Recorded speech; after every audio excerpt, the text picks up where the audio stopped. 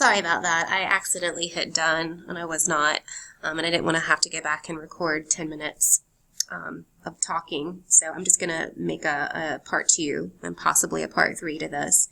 So we were talking about The Slaveship by Turner, and this was a reaction to the Industrial Revolution that was going on during the 19th century, the later part of the 18th century, and definitely during the 19th century. The painting might be viewed as an allegory against the exploitation of slaves and other human labor in favor of machines and economic advancement, represented by the coming storm engulfing the cruel captain who threw these poor slaves overboard. However, the storm could also be viewed as a representation of nature's dominance over man and of the ultimate futility in trying to industrialize and advance society. Okay. So again, just to review, the interpretation of the painting, the coming of the storm might symbolize this downfall of a slave society. It might cast doubt on Turner's belief also in the free market society and this sort of industrialization of society and trying to make it a better society. And again, there are some general symbolic things that I should point out in the painting as well. The small ship tossed about by the elements of water, wind, and fire. The ship in the storm symbolizes maybe that the Catholic Church, or perhaps some people think it represents the Catholic Church in medieval times. Later, the ship of life was an allegory for human life as well. So again, these ideas of ships have a lot of different meanings. An allegory of the fight of humankind with the elements, this idea of the sublime, the desperate fight between nature and civilization. The sinking sun, the brooding storm, the whipping, devouring waves are very transcendental powers and sort of replace these sort of anthropomorphic images of God. So again, something else is, now we're seeing, again, this idea of a current event taking place and being the subject of a painting, and this sort of moving away from these sort of religious biblical scenes that we saw painted and sort of replacing them. Turner became increasingly reclusive in his later life. He hid from acquaintances and lived under an assumed name towards the end.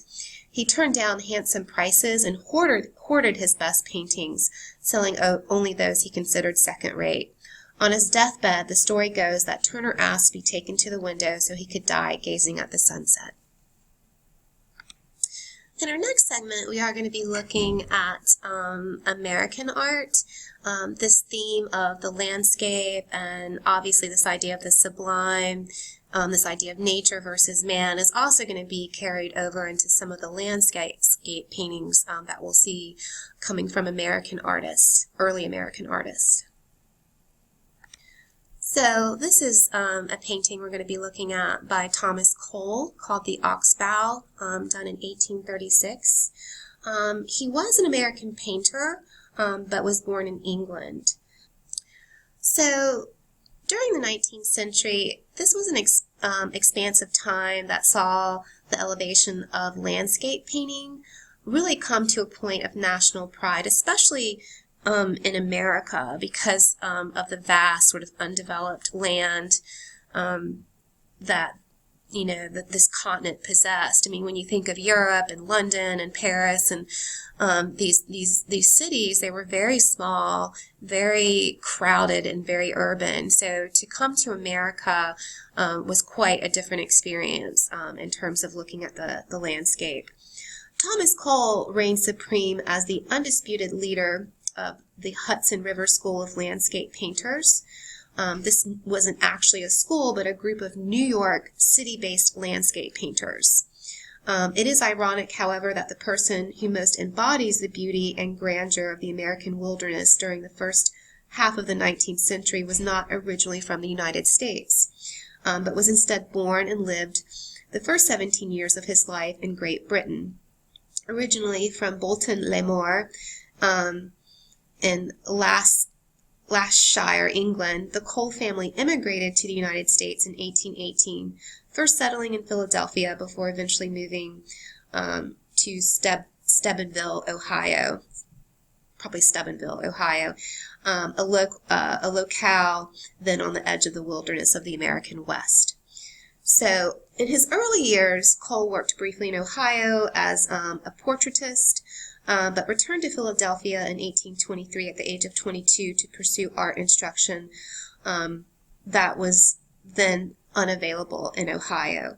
2 years later, Cole moved to New York City, where he exchanged his aspirations of painting large-scale historical compositions for the more reasonable artistic goal of completing landscapes. For instruction, Cole turned to a book, William Orum's Precepts and Observations of the Art of Coloring in Landscape, published in 1810. And this was an instructional text that had very profound effect on Cole for the remainder of his artistic career. This is another painting by Thomas Cole. We are going to go back and look at the first one in more detail. But just to give you some other background information, Cole found quick success in New York City. In the year of his arrival, 1825, John Trumbull, the patriarch of American portraiture and history painting, and the president of the American Academy of Design, discovered Cole, and the older artists made it an immediate goal to promote the talented landscape painter. In the months to follow, Trumbull introduced Cole to many wealthy and prominent men who would become his most influential patrons in the decades to follow. One such man was Luman Reed, an affluent merchant who, in 1836, commissioned Cole to paint a five canvas series called The Course of the Empire, and this is one of those canvases from the series that you're looking at. So there's this idea of the landscape imbued with a moral message, and this is a theme that we will explore. And we can see it in the series and in many of the paintings to follow that he creates.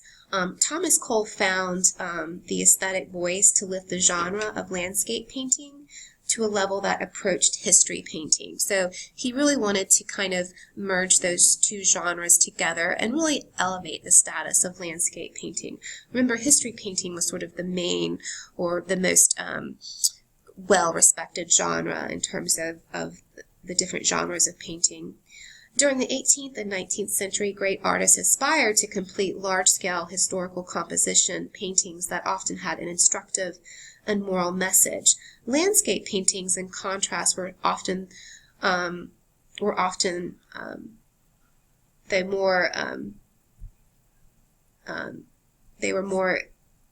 imitative than innovative, and so he really wanted to make landscape paintings have more of a symbolic meaning than just a simple study of nature. But in the course of Empire, Cole was able to take the American landscape and imbue it with a moral message, as we often found in history paintings. Indeed, the landscape Cole began to paint in the 1830s were not entirely about the land. In these works, Cole used the land as a way to say something important about the United States. So this is one of these earlier paintings that we're looking at here.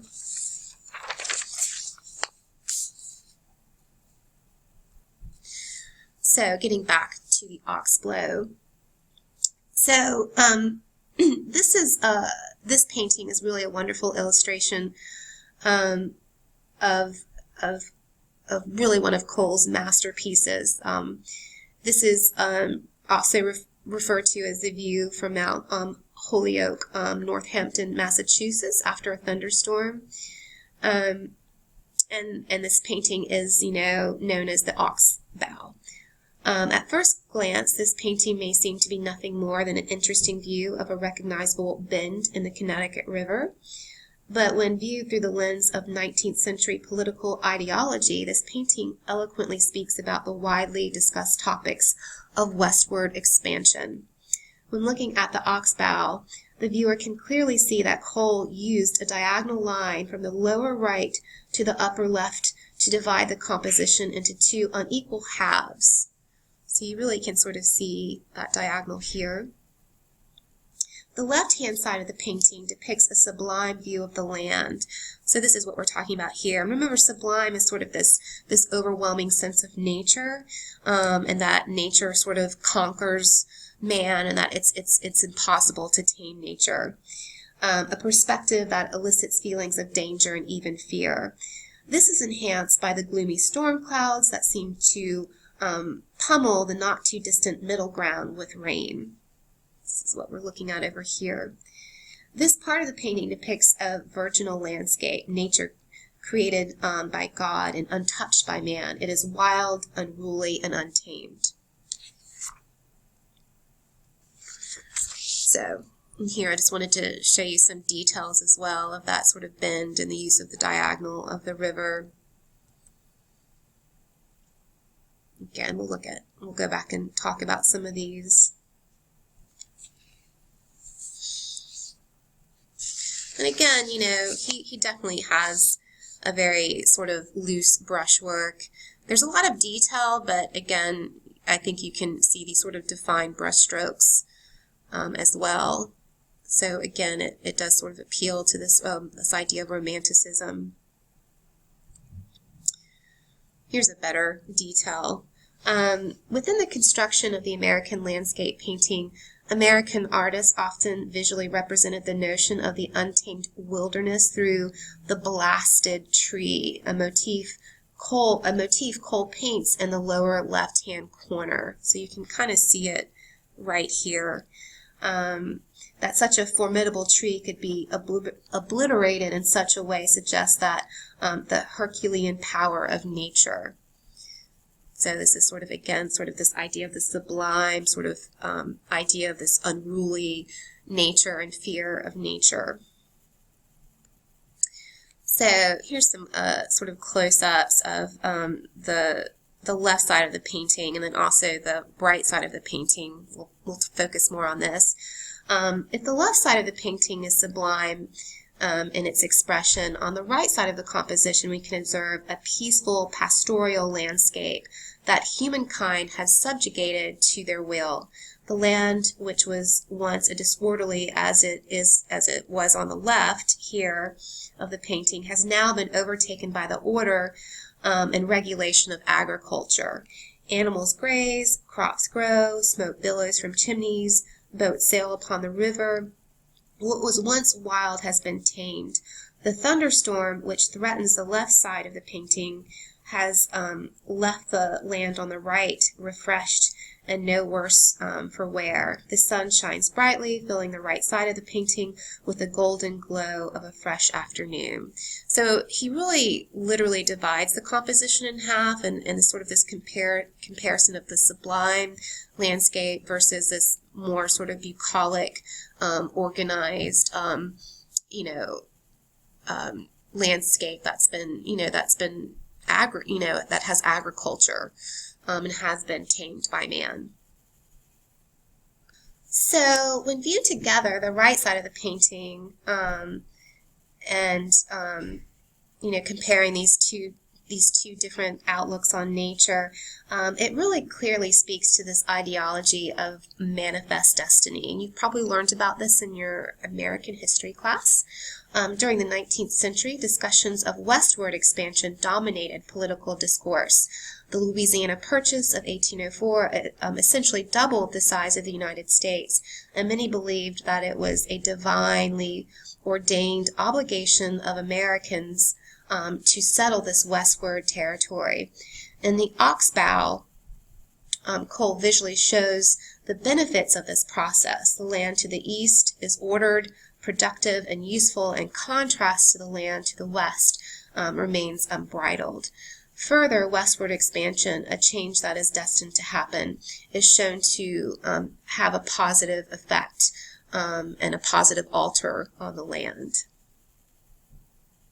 So when we look at this landscape painting, we can see that it definitely is, it's much more than that. And in this case, when we look at these early American landscape paintings, they really do have a lot of political ideology and symbolism imbued in them. look at some details. Although Cole was the most influential landscape painter of the first half of the 19th century, he was not completely adverse to figure painting.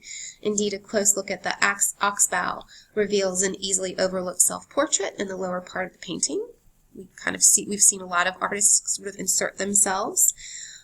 Cole wears a coat and hat and stands before a stretched canvas placed on an easel, paintbrush in hand. The artist pauses as if in the middle of the brushstroke to engage the viewer. This work, then, is a kind of artist in his studio self-portrait, and this sort of idea of the artist working outdoors and not necessarily being inside a studio and painting from observation.